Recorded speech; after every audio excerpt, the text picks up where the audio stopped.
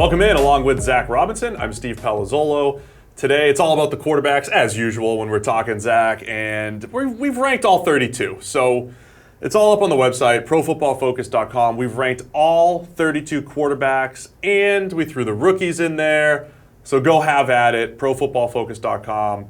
But let's discuss the list that we put together. We did this based off our play-by-play grading. We're grading every single player on every play, and that is what has fueled our rankings. We did our top 5. We did, match it up with our top 50, our PFF 50 going into the season. So there are 5 quarterbacks who made the top 50. So let's go through those guys right now.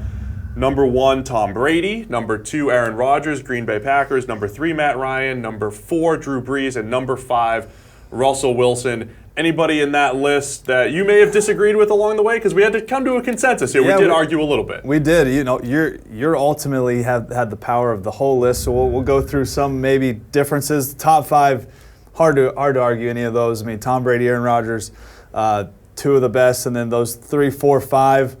Maybe could interchange, season to season, but Matt Ryan's been so consistent the last 2 years, his whole career, but really that 2016 season was so big. And then Drew Brees still doing the same things that he's been doing his whole career.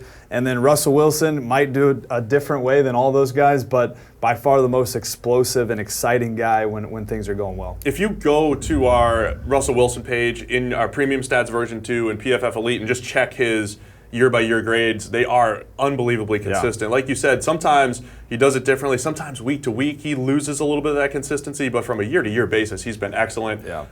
The Brady-Rodgers debate at the top. Brady has just been our top-graded guy the last 2 years. Rodgers a little banged up last year. That hurt his grade, but when he's healthy and he's on, it's Rodgers and it's Brady, I think in a separate tier from those guys. And Matt Ryan, Drew Brees, they were really tough for us to separate because they have been so close from a grading standpoint the last couple of years. Yeah, those two guys, play to the exact same strengths almost. They both push the ball down the field off play action, get the ball in their hand. Aaron Rodgers, when he's clicking, I don't think there's any doubt that he's the most talented guy. Right. But it's when he can stay in rhythm and extend the play, all doing that at the same time throughout the course of a game instead of looking to extend so much. Where Tom Brady, we know what we're getting every single week. He's going to get the ball out of his hands. He's going to make big plays, extend the play in the pocket. So that gives Tom Brady just the edge. Let's go to the next group of 10, or the next group of 5. Ben Roethlisberger, number 6 with the Pittsburgh Steelers. Andrew Luck at number 7 with the Indianapolis Colts. Again, assuming he's on the field and healthy. Yeah. Phillip Rivers, number 8, Los Angeles Chargers. We put Carson Wentz at number 9 for the Philadelphia Eagles. And Matthew Stafford at number 10 for the Detroit Lions. What stood out to you when we were trying to put together the rest of the top 10? Yeah, I think when you look at the top 8, it's pretty easy to get the top 8. When you look at the top 8, it's guys that don't need playmaker help every single year. They don't need schematic help if it's not matching up in that specific game perfectly with what the defense is doing. Those guys are going to find ways to make plays. Then you get down to 9 and 10, and there is a little more dependency on the playmakers around them, how it's being matched up throughout the game. So I think that top 8 is very solid. You start getting to 9, 10, Carson Wentz, Matthew Stafford, really, really talented guys, just might not always flow and have everything going the right way at all the time. Eagles fans are going to be angry at you for the Carson Wentz hate. We have him at 9. But we're talking about a guy who was an MVP candidate last year. But I remember early in the season you were sending me messages saying, man, what the Eagles are doing schematically to make things easier on him with the RPO stuff we keep hearing. But there's other stuff too, the one-read type stuff and just getting guys open. So, it doesn't take anything away from what Carson Wentz did. He was fantastic last season. But how helpful is that scheme? And then we saw what Nick Foles did in the playoffs as well with those playmakers in that scheme as well. Yeah, it's huge. They matched that thing up perfectly around his strengths. They use the RPO game. They're getting the ball out quick, so a lot of teams play man-to-man coverage. When he's got a clear picture looking at man-to-man coverage, he was the most accurate guy we saw in tight coverage. He's lights-out thrower when he knows where to go with the ball. So they kind of eliminated some of that, pure progression, across-the-board stuff. They need it on third down still, but they got this thing going really, really perfectly around him. Hats off Doug Peterson. He knows exactly what he's doing and what his guys' strengths are and how to play to him. The next group, Jimmy Garoppolo at number 11, Dak Prescott number 12, Derek Carr number 13, Kirk Cousins number 14, despite all the big money, and Alex Smith at number 15. What stood out here, I have to say, Alex Smith, he was a top 10 quarterback last year, but for us, he lands at 15 only because It's about that year-to-year consistency. If he has another year like he did last year in a new system, new supporting cast, Alex Smith could move up into that top 10 next year. Yeah, is he going to stay to that aggressive nature he played last year? We saw tons of shots down the field, led the league in all the 20-plus statistics. Is he going to just keep doing that? It's going to be tough. He doesn't quite have the same playmakers around him. Garoppolo is kind of a surprise seeing him at 11. We just have the smaller sample size, but what he did throughout that last half of the season, he definitely deserves to be there. A guy that just, in terms of the modern-day QB and what you want, an athletic guy, can extend the play, run the bootleg game with Kyle Shanahan's system. He's an ideal guy. So Garoppolo, maybe some people might not agree, might put the cart before the horse, but he definitely, the way he played last season, deserves to be there. He was number 4 in our grades last year, so there's other people who might say we're being harsh on Jimmy G. We just want to see him do it for another full season, and he could be in that top 10. How about Dak Prescott coming in at 12? Took a step back last year, but, man, so impressive as a rookie. How much have we learned about him? Where is he really that much more dependent on his offensive line and his playmakers? Or is this something where, he was so good as a rookie, we have to trust him, and he might be back in that top 10 a year from now? Yeah, I think so. Last year, we saw the numbers in just pure accuracy and ball location standpoint.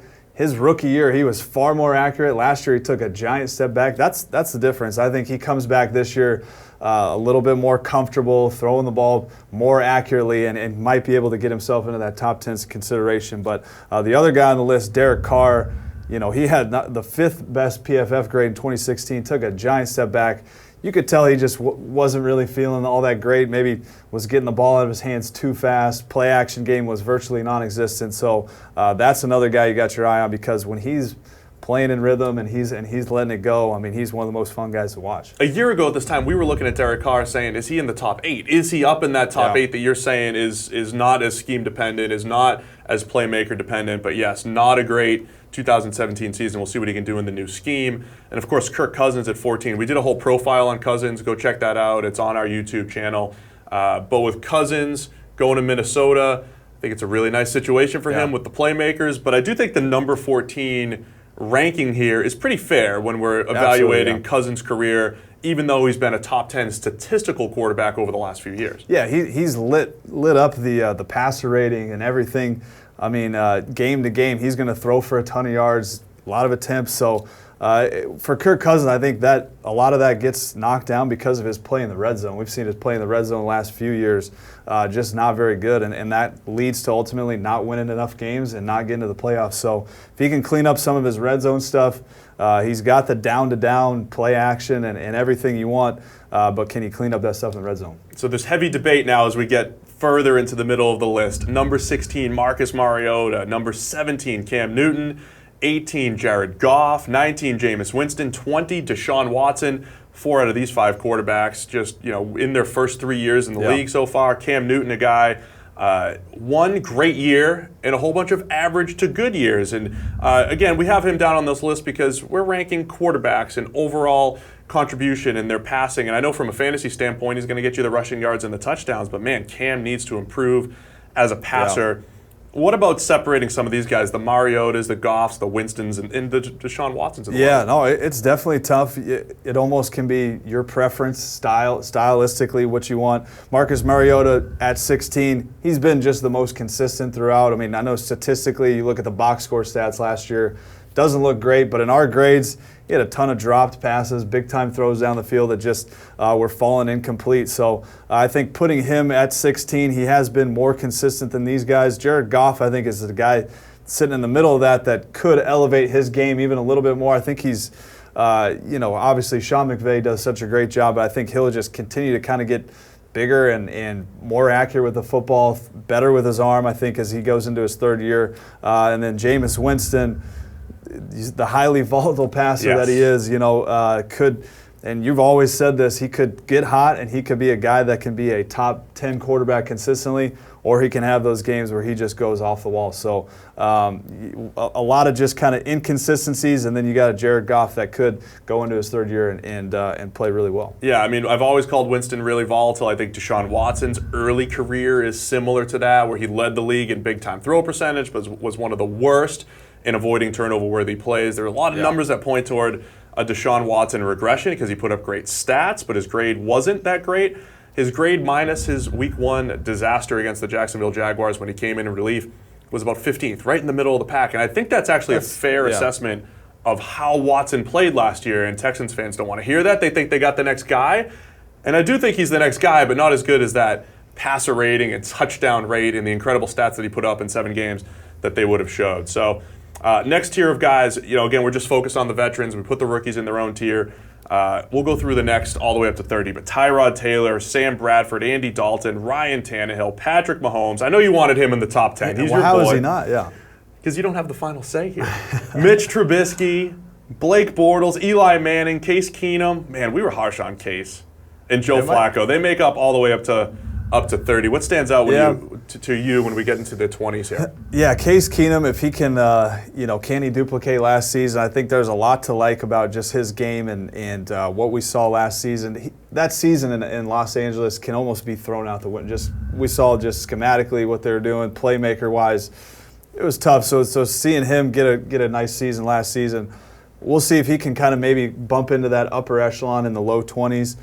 Blake Bortles, another guy that, in spurts last season played really, really well. The month of December, I think he played 3 games. He was our highest graded passer for a 3-week stretch. So there is some good stuff. The best thing he did last season was just simply check the ball down and not mess it up too much. Let his third defense highest play. Percentage of checkdowns in the NFL last year. Yeah, he played very well to what their team's strengths were and just the defensive side of the ball, what they could do. But another guy, Joe Flacco, I think having him at 30 is where he's been. That's where he is now, right? I mean, as that's much it. as everybody wants to, keep thinking that he's still got that guy, he just has not shown that. So I think the list from that standpoint right there looks pretty solid. Yeah, with Flacco, he has lost some of that aggressiveness. I mean, when he was at his best early in his career, into the middle of his career, it was giving guys like Todd Heap and Anquan Boldin chances to make plays. I know he's lost those playmakers, but he's lost some of that aggressiveness. He's right there with Bortles in the checkdown game with the highest percentages